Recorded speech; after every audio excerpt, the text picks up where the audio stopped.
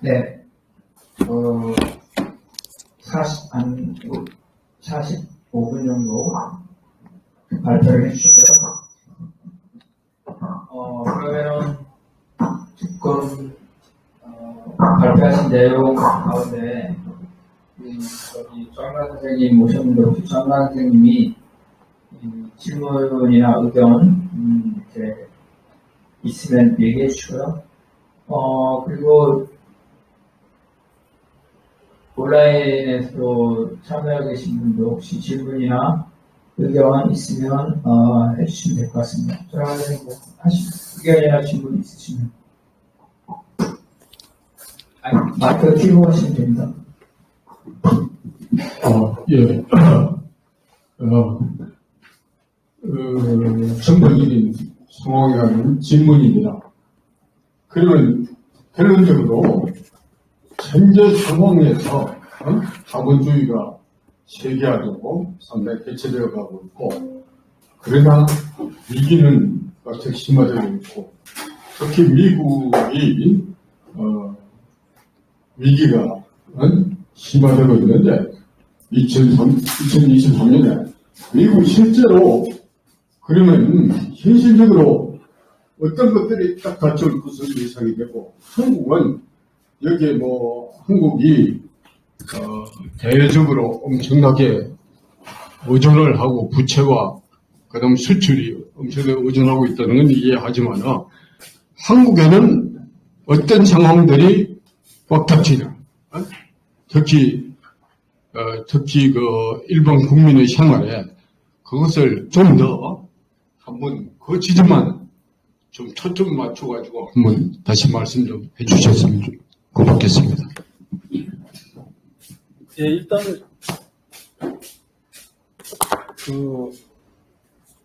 구체적으로 예상하는 거는 잠깐 어렵긴 한데 미국 같은 경우에는 아까 말했던 것처럼 이제 사무실 공실률에 따른 중소은행들의 파산의 형태가 곧 닥칠 것 같다, 이렇게 생각이 들어요. 지금 아까 실리콘밸리 은행은 저기 했지만 지금 이제 중소은행, 그러니까 사무실 임대의 사무실을 하는 그 투자회사의 많은 부분을 중소은행들이 대출을 해줬고, 이 사무실 빌딩들이 공실률이 30%까지 되면서 빌딩 가격이 폭락하기 시작했거든요. 그래서 폭락하게 되면서 이 폭락하게 되니까 그 대출금 이하로 떨어지게 되는 거예요. 따라서 그 사무실 빌딩들을 그러니까 소유하고 있는 소유자들이 파산하게 되면 거기에 대출했던 미국의 중소은행들은 그거를 다 손실로 떠안게 된다는 거예요. 손실로 떠안게 되면서 중소은행들, 이제 규모가 크니까 중소은행들의 파산에 이르게 될 거다. 이게 이제 구체적으로 드러나고, 이게 아마 내년 상반기쯤에는 가시화되지 않을까 생각이 들어요. 왜냐하면 이제 대출 내년 상반기. 예. 그러니까 대출 만기가 내년 상반기에 많이 이제 돌아온다고 하거든요. 그래서 내년 상반기 때면 그게 가시화될 것 같다. 미국의 그런 중소은행들의 파산이. 그게 하나 있고, 두 번째는 미국은 요게 이제 우리가 이제 피부적으로 딱 느낄 수 있는 거. 두 번째는 미국의 국채 시장에 뭐라고 그러냐면은 국채 시장이 국채가 잘 안 팔리는 거죠. 예를 들면 지금 현재 미국이 국채 발행 한도를 올려서 약 1조 3천억 달러 정도의 국채를 발행해야 된다고 하더라고요. 1조 3천억 정도의 국채를 발행해야 되는데 지금 당장. 근데 이거를 소화할 수 있는 시장이 없다는 거야. 과거에는 일본과 중국이 대량으로 매입해줘서 그걸 다 소화해줬는데, 그게 중국은 이미 내다 팔기 시작한 지가 오래됐고, 일본도 여력이 없으면서 미국 국채를 일부 팔면서 엔화 가치를 방어했었거든요. 이번에. 그러면서 이번에 쏟아지는 1조 달러 정도의 국채를 받아낼 수 있는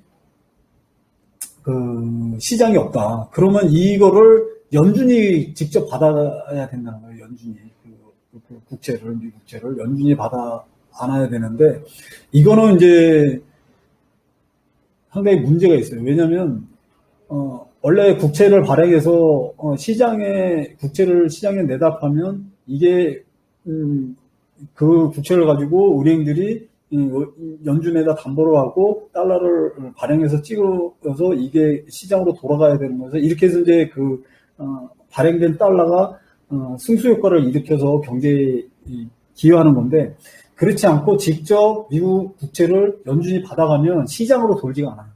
그러면 시장으로 돌지가 않으면 발행된 그거를 국가가 직접 그냥 쓰는 형태이기 때문에 발행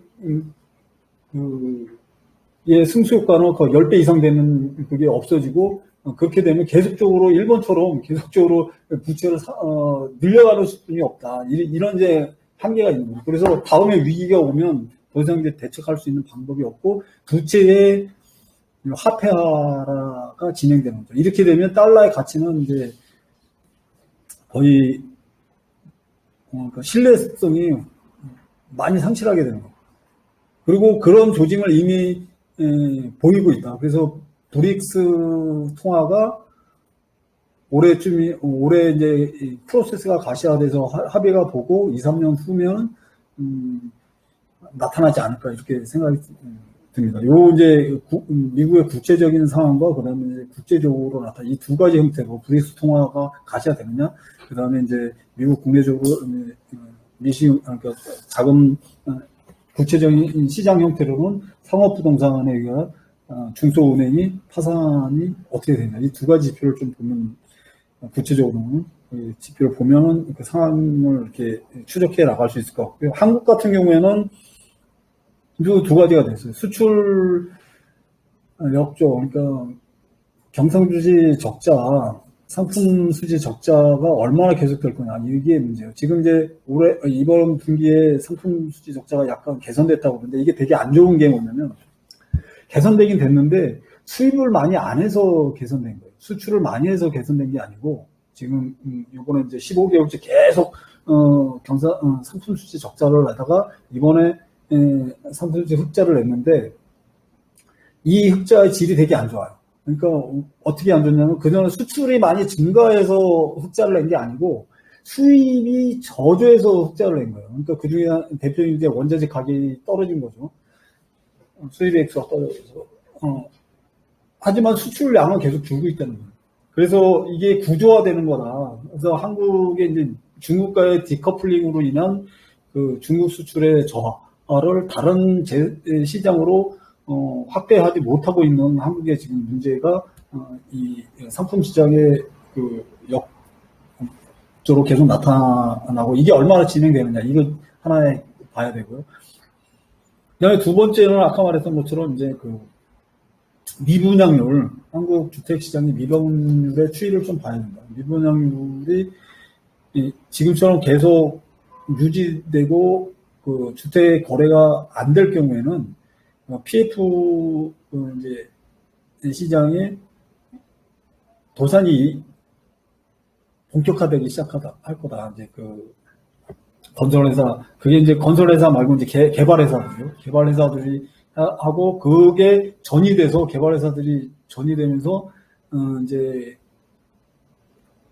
한국의 이제 부동산 대출은 기존 큰 은행들은 많이 줄였는데 제2금융권, 그러니까 예를 들면 증권사, 아까 말했던 새마을금고, 뭐 이런데, 저축은행 이런 데에서 많이 대출을 해왔기 때문에 한국도 마찬가지로 제2금융권의 파산이 어떻게 되느냐, 이걸 또 지켜봐야 된다. 이 두 가지 지금가 나타나는 게 한국 이제 그 구체적으로 드러나는 위험이다, 이렇게 돼 있고, 그러면 이제 세 번째로, 그러면 한국의 이제 국민들, 노동자 민중들 구체적인 생활에 영향은 어떻게 되냐, 이게 되게 중요한데, 첫 번째 구조조정을 단행할 것 같아요. 그러니까 상품 세계적으로 상품 수출이 안 되면서 대기업, 수출 중심의 대기업은 직접적으로 구조조정에 들어갈 거다. 대기업이 구조적으로 들어간다는 것은 중소기업들에 의해서는 생존에 걸린 문제다. 이렇게 생각이 들고. 따라서, 대기업은 어떻게든 그걸 대기업 노동자들은 방어해 나갈 수 있을지 모르지만 중소기업 노동자들은 해고와 이런 게 이제 앞으로 진행되면 내년 상반기 이후부터는 가셔야 되지 않을까 이렇게 생각이 들고요. 두 번째로는 그 자영업의 문제도 같이 맞물려 있을 거다. 그러니까 중소기업이나 대기업의 구조조정이 되면 거기에 연관돼서 경제 활동을 영위했던 자영업들의 파산이 같이 동반될 것이고요. 그리고 이제 가계부채 문제가 이제 그 다음에는 또 중요하게 되는데, 가계부채는 이제는 금리를 더 이상 한국은행이 못 올리는 가장 결정적인 이유가 지금 올려야 되거든요. 올려야 되는데 한국 경제로 봤을 때는 금리를 올려야지 상품 경쟁력도 있고 뭐 여러 가지 등등의 상황인데 금리를 못 올리는 가장 결정적인 이유 중에 하나는 바로 이제 이 가계부채가 문제 때문이라고 저는 보여져요. 그래서 가계부채가 이자를 더 이상 낼 수 없는 내년 상반기쯤 되면 이제 한 그 1년 만기짜리가 이미 올해 말부터 다가올 거다. 이제 갱신을 계속 해야 되는데 그렇게 되면 그 은행권 대출이라든지 이런 쪽에서 그 이자 연체나 이런 거에 의해서 놀러보죠. 그러니까 연장을 안 해주는 방식이 이것도 올해 말에서 내년 초에 이제 나타날 거라는 생각이 들고요. 그 다음에 두 번째는 이게 이제 그 대출자의 문제고요. 두 번째는 고자산가들의 역전세 문제가 있어요. 그러니까 이거는 지금 아까 말했던 거는 대출자는 이제 저신용자들의 문제인 거고 고신용자들 예를 들면 집을 몇 채씩 가지고 있는 사람들 이런 사람들은 그거를 자기 돈으로 다 가지고 있으면 문제가 없는데 그런 사람은 거의 없고요. 그거를 은행빚을 줘서 전세를 두고 그 전세빚과 자기 돈 일부를 더해서 또 다른 걸 사고 이렇게 해서 전세를 끼고 몇 채씩 가지고 있는데 이 전세비가 떨어지는 거예요. 전세비가 떨어지는 이게 역전세라고 하는데 전세 가격이 떨어짐으로써 이 전세가 2년마다 한 번씩 되잖아요. 그게 이제 지금 내년 초나 이게 또 맞물리는 거예요. 이게 내년 초쯤이나 이때 전세 재계약을 할 때 전세를 만약에 5억짜리 전세를 살고 있는데 이제는 이 전세에 들어오는 사람은 4억이고 내줘야 될 거는 5억인 거죠. 그래서 전세 가격이 낮아지니까 집주인들도 1억 정도를 대출을 받든지 다시 또 어디서 자금을 융통해 와야 되는 거예요. 이렇게 되는 경우에 근데 문제는 뭐냐면 이들도 대출 받을 수 있는 한도는 이미 다 받았다는 거예요. 따라서 이들 중 몇 명은 파산해야 된다. 그래서 한국 같은 경우는 고신용자든 저신용자든 저신용자는 이자를 못 갚는 문제, 고신용자는 이자를 갚더라도 역전세로 인한 전세 상환을 못 해줌으로써 매물이 나오고 이 매물이 나오면 이 매물이 가격을 더 하락시켜서 마이너스 작용을 한다는 거죠. 따라서 한국 같은 경우는 내년 초쯤에 되면 이 부동산 문제는 이런 두 가지 문제, 금리 이자 문제하고 역전세 문제로 인해서 폭발할 수밖에 없을 것 같은 생각이 들어요. 이거를 어떻게 또 뭐 돈을 막 찍어놔도 막 풀어가지고 이렇게 해결한다면 국민당국이 한다라면 인플레이션을 못 잡게 돼요. 그렇게 되면 그래서 이거는 양쪽이 이 문제를 돈을 많이 풀어가지고 막 지금도 돈을 많이 풀고 있거든요. 알게 모르게. 아니라고 그러는데 실질적으로는 유동성을 계속 공급하고 있어요. 유동성을 지금보다 더 세게 공급을 하게 되면 인플레이션을 잡을 수 없어요. 그럼 한국은 인플레이션이 지금도 저기 되는데 그러면은 전기세나 가스세까지 오르면서 인플레이션 문제가 닥친다. 그래서 어느 쪽도 지금 할 수 없는 이런 상태에 한국 같은 경우는 봉착하게 되고 그렇게 돼 있고 그다음에 이제 좀 더 구체적으로 들어가면 한국 이제 노동자들은 그러면은 아까 말했던 중소기업 노동자들과 자영업자들. 그러니까 자영업은 제가 보는 거는 한국에선 자영업은 산업예비군에 가까이 있어요. 그러니까 자영업이라는 게 영세 자영업이기 때문에 일부는 자영업을 하고 일부는 현장 노동자하고 가족들이 이렇게 되기 때문에 노동장 민중층에 다 압박으로 오게 돼 있고, 그다음에 더 저기 하면 이제 좀 더 구체적으로 보면 따라서 부동산 처음에 부동산 가격 하락과 더불어 그다음에 제2금융권, 그다음에 제2금융권과 건설사, 그다음에 중소기업, 그다음에 건설사 몇 개 이후에 자영업, 그다음 프로세스는 그 중견은행권으로까지 확대될 거다 이렇게 생각이 들어요. 그런 식으로 차근차근 내년에는 위험이 진행될 거기 때문에 그렇게 이제 압박이 오는 거죠, 민중들의 생활에. 거기에 맞게 우리도 이제 투쟁도 건설에 투쟁을 집중했다가 지금 이제 산업금융 쪽에 좀 더 집중을 해야 되고, 그 다음에는 이제 자영업 문제, 그 다음에는 대기업 구조조정에 대한 문제, 이런 식으로 이제 순차적으로 그 문제가 불거질 때마다 좀 전국적 집중도를 높여서 투쟁도 같이 해야 되지 않을까 이렇게 생각이 듭니다. 네. 윤석열 정부가 그런 상황이 발전해 나가면 대응할 수 있겠습니까? 저는 지금 상황으로는 거의 불가능하다고 봐요. 네. 이런 상태로는 지금 이거를 한 1년 동안 좀 이거를 정확하게 인지를 하고 조금 이렇게 준비를 해놨으면 그래도 그 여파는 좀 줄일 수 있었을지 모르는데 지금 상황으로 봐서는 지금 형태로 보면은 안 닿았나요?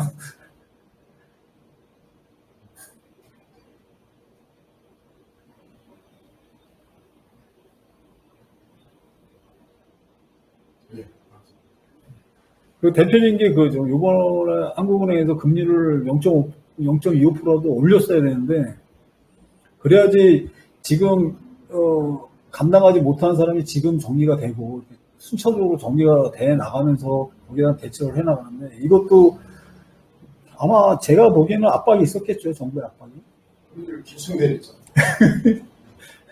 그래서 못 올린 거는 이게 이제 더 크게 다가올 것 같아요.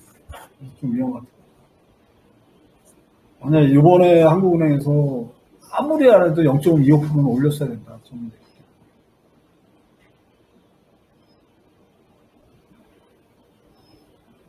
하셨어요, 정관 선생님?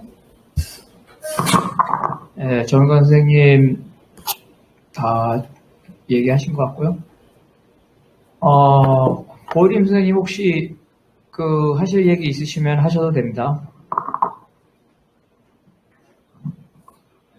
그러면 이제 고림 선생님이 말씀하시면 신청하시면 되고요. 저도 한번 얘기하세요, 선생님. 아니요, 잘 들었습니다. 예. 저는 이제 어쨌든 질문을 좀 몇 가지 하겠습니다. 아주 요점을 잘 정리해 주신 것 같아요. 그러면은 고일림 선생님이라든지 정인강 선생님이라든지 더 하실 말씀이 있으시면 하시면 되겠습니다. 선생님 하실 것도 있으세요? 없어요? 그러면은 우리 고일림 선생님 혹시 하실 말씀 있으신지? 네, 그리고 고일림 선생님이 특별히 이제 하실 말씀이 없으시면 저희들이 이제 보통 한 주제에 1시간 반 정도를 할애를 하는데, 1시간 반 정도가 이제 다 다가오는데요. 그래서 이제, 우리 신재계 선생님이 이 정리발언, 새로운 분이 들어오셨는데, 그렇죠. 어쨌든, 그러면은, 정리발언을 우리 신재계 선생님이 해주시기로 하겠습니다. 네. 예, 일단, 제가 좀 전통적인 막수주의적 분석이 아닌 걸 제기해서 약간의 문제제기 형태로 좀 선생님들 봐주시면 고마울 것 같고요. 이거는 제가 현실을 중심으로 분석해야 된다는 입장 때문에 이렇게 얘기했고, 그 다음에 이제 이렇게 봤을 때 보다 더 현실을, 이게 옳으냐 그러냐보다는 현실의 움직임을 보다 더 접근하는데 좀 더 밀착해서 접근할 수 있는 것 같아서 저는 이렇게 했습니다. 요거에 대한 찬반을 여러 분이 있을 수 있을 것 같은데, 좀 전문 연구가들이 좀 더 깊이 있는 연구를 통해서 보충해 주든지 비판해 주시면 고맙겠습니다. 네, 이상입니다.